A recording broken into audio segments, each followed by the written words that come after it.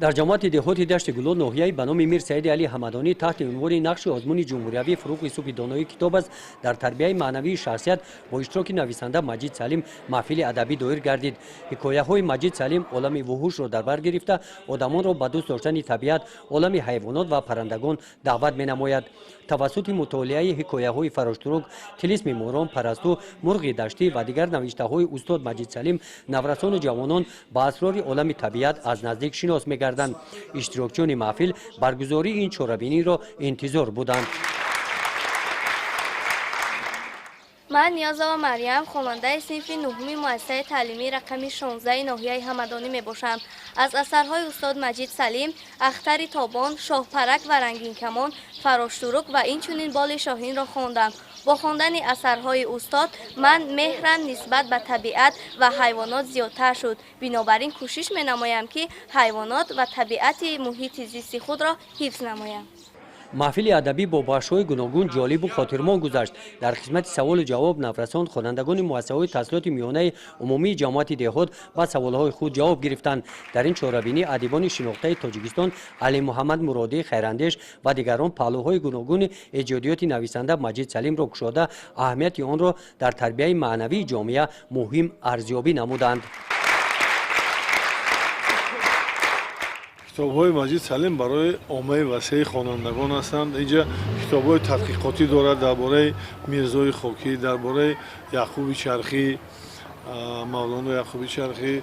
ما کتاب‌های تحقیقاتی هم دارد، کتاب‌های از حیات در عالم وحوش. این پیش از همه درباره تربیت اکولوژی همین هم نسل نو است و هم مردم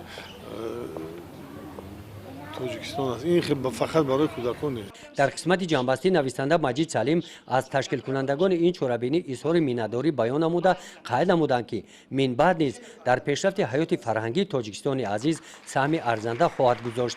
در محفل امروز من بسیار شاد شدم که خوانندگان از ایجادات بنده خیلی خوب آگاهی دارند و اون اثرهایی را که درباره پرندگان نودی به مثل سنگودوک و نمدگردک و چیلمنگوشتک و من دیگر نمودی پرندگان یا جانوران نودی نقل میکنن، اونها رو خیلی خوب از بر کردن، پارچه‌های الهوده رو قرائت کردن.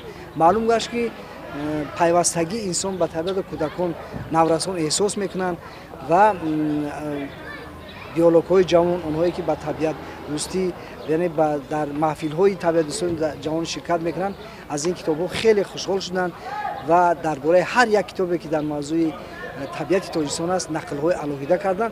من از این خیلی خرسند شدم و باز میخواهم که خواننده امروزه ما رو بیارد به کتاب‌ها، رو بیارد به اثرهایی که بازگوی عالم ناتکرار ثروت‌های بی‌بهای تاجیکستان عزیزند. بعد انجام چهاربینی ادیبان با وضع کتابخانه جماعت دهات شناس گردیدند. در کتابخانه جماعت دهات دشت گلو زیاده از 4000 عدد کتاب موجود می باشد. 4 نفر اعضایان فعال کتابخانه اشتراکچیان دور ولایتی آزمون جمهوریوی فروغ یوسفی دانایی کتاب است می باشند. ادیبان از فعالیت کتابخانه اظهار قناعتمندی نموده کتاب‌های تازه ایجاد خود را به مأموریت کتابخانه تحفه نمودند. گزارش خواجه نظریف خدای نظر ظهوروف از ناحیه به نام میر سعید علی حمدانی برای برنامه اطلاعاتی نوید.